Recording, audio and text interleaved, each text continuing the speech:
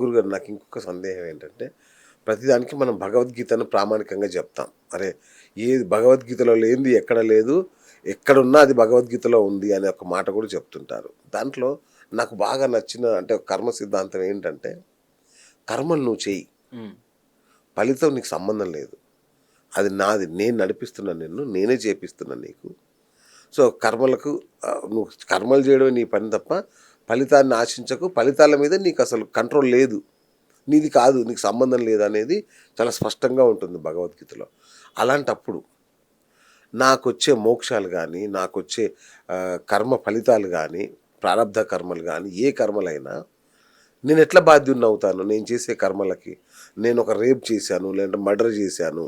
అవన్నీ నా పూర్వజన్మ నుంచి వచ్చినవన్నీ అయ్యుండాలి. లేదంటే నా ప్రారబ్ధ కర్మలన్నీ అయ్యుండాలి. నేనిప్పుడు దాన్ని అనుభవిస్తున్నాను. నా దోషమేముంది?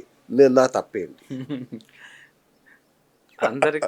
అందరికే కాదు, మా పాపుల తరఫున కొట్లాడుతున్నా ఇప్పుడు నేను. ఆ, భగవంతుడు కర్మలను చేయటేందే నీకు అధికారము కలదు గాని వాటి ఫలితములపైన కాదు, అట్లని కర్మలను చేయటం మానరాదు, కర్మఫలమునకు నీవు కారణము కారాదు అన్నాడు. అవును. ఈ పాయింట్ పట్టుకొని చాలా మంది దీన్ని వక్రంలో చూస్తున్నారు. అంతా చేపించేది ఆయనే, నేనేం చేయట్లేదు, నాకేం సంబంధం అంతే లేదు, కదా. ఇలా చేపించాడు అంటున్నాడు. మనం దీన్ని లోతుగా పరిశీలిస్తే 84 లక్షల జీవరాశులు ఉన్నాయి.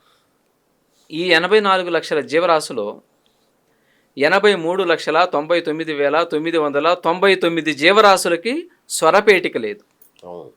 జ్ఞానం లేదు. అవును.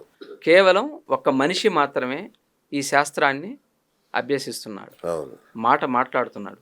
మానవ జన్మకు మాత్రమే ఇది వచ్చిన వరం.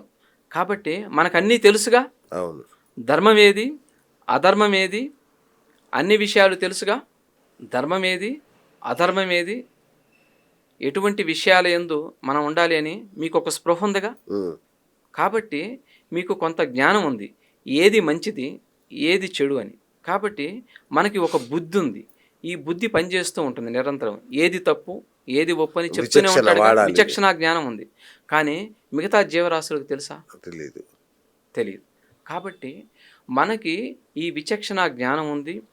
ఫలానా కాలుతున్న దాన్ని పట్టుకుంటే, మండుతున్న దాన్ని పట్టుకుంటే కాలుతుందన్న సంగతి తెలుస్తుంది. కాబట్టి ఇంతటి జ్ఞానం మనకుంది. ఇది మనిషికి మాత్రమే ఇచ్చాడు. మరి ఇక్కడ కూడా బుద్ధి కర్మానుసారే అంటారు. బుద్ధి కర్మానుసారే అంటారు కదా. కాబట్టి మంచి పాయింట్, బుద్ధి కర్మానుసారే. కాబట్టి ఇతను పూర్వజన్మలో చేసుకున్న కర్మలను బట్టి ఇప్పుడు ఇతను జన్మ తీసుకుంటున్నాడు. ఓకే, ఈ జన్మ తీసుకోవటం వల్ల ఏంటంటే పూర్వజన్మలో ఉన్న వాసనా బలం ఏదైతే ఉందో, ఆ వాసనా బలం నుంచే వీడికి జన్మ వస్తుంది.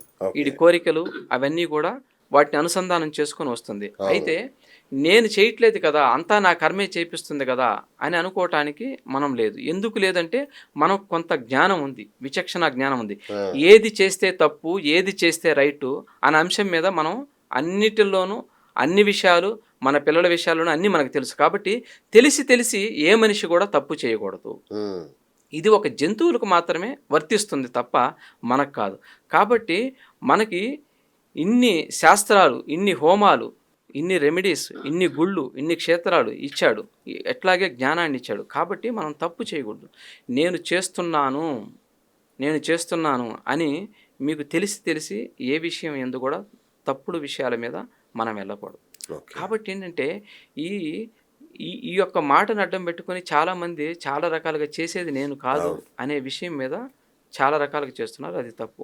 మనకి జ్ఞానం ఉంది కాబట్టి మనకు అన్నీ అర్థమవుతున్నాయి. ఏది తప్పో ఏది రైటో మనకు తెలుస్తుంది కాబట్టి మనం తప్పు చేయకూడదు. ఎరుకలో ఉంటాం మనం, వాడాలి అంతే. కాబట్టి ఇది అంతా కూడా భగవంతుడే చేపిస్తున్నాడు అని అనకూడదు.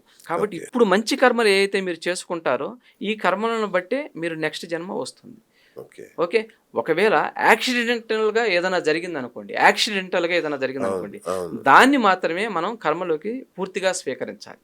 ఓకే, అనుకోకుండా జరిగింది, ఓకే ఇది నాకు సంబంధం ప్రమేయం లేకుండా జరిగిన దాన్ని భగవంతుడు ఆయన ఫలితాన్ని ఇచ్చాడు అనుకోవాలి. అంతే తప్ప మీకు తెలుస్తూ అన్నీ చేసి ఆయన చేపిస్తున్నాడని మాత్రం మనం ఒక నిర్ధారణకు రావాలి. అనుకోవడానికి వీల్లేదు. ఉంటాయి, మళ్ళీ పోలీసులు శిక్షిస్తారు. ఓకే.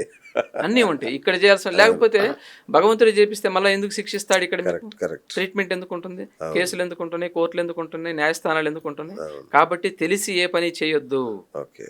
తప్పులు చేయొద్దు. తెలిసి తెలియకుండా ఆటోమేటిక్గా జరిగిన దాన్ని మాత్రమే కర్మ బాధ్యత తీసుకుంటుంది, భగవంతుడు బాధ్యత తీసుకుంటున్నాడు. రైట్. మన లా వేరు, హ్యూమన్ లా వేరు, డివైన్ లా వేరు. అవును, డివైన్ లాలో సపరేట్ సెక్షన్స్ ఉంటాయి. అవును. వావ్. ఇంకోటి గురుగారు, చాలా మందిని అడగాలనుకున్నాను. మన వంటిల్లు ఉంటుంది, దాని పక్కనే మన దేవుని గుడి పెడతాం, చిన్న టెంపుల్ లాగా కట్టుకొని దేవుణ్ణి పూజిస్తుంటాం. ఈ పక్కన చికెన్, మటన్, ఫిష్, ప్రాన్స్ అన్నీ వండుతుంటాం. మళ్ళీ కాసేపటికి వచ్చి ఇక్కడ దేవుడు నన్ను కాపాడని ఇక్కడే మొక్కుతుంటాం. ఇట్లాంటి చిన్న ఒక అడ్డు గోడ మాత్రమే ఉంటుంది, చిన్న గోడ. మరి నిజంగా ఇట్లా ఉంటే ఫలితం వస్తుందా? మంచి ప్రశ్న.